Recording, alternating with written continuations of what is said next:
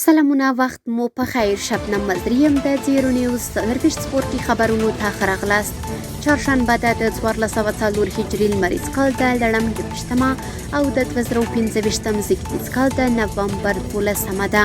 مننه چې له موږ سره یاست. زموږ پاڼې هرومرو خوښې کړئ.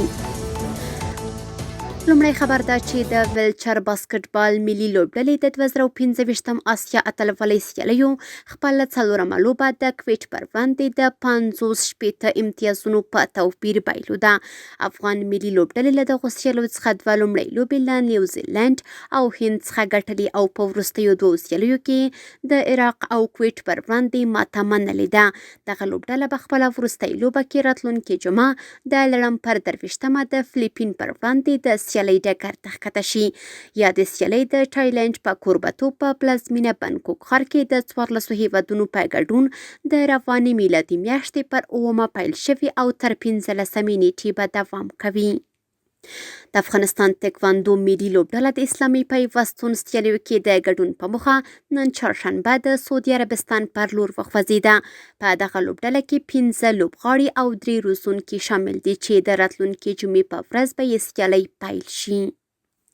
د افغانستان فوټبال فدراسیون رئیس محمد یوسف کارګر د فوټبال نړیوالې شورا د تخنیکي او پرمختیایي کمیټې غړیتوب ترلاسه کړ. کارګر به تر 4 کلونو پورې د فیفا تخنیکي او پرمختیایي کمیټې غړی وي. د زابل ولایت په مرکز قلعت ښار کې د 9 لوبډلو ترمنځ د اتحاد جام په نوم د فوټبال سیالۍ د غزنویان لوبډلې په اتلولۍ پای ته ورسېدې.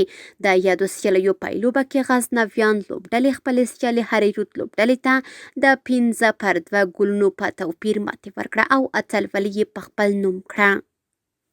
د سپورټ له ډګره وروستی خبر همدا چې د بلخ ولایت په حیرتان ښارګوټي کې د 80 کوروشکارانو ترمنځ د کوروش سیمه ییزې سیالۍ ترسره شوې.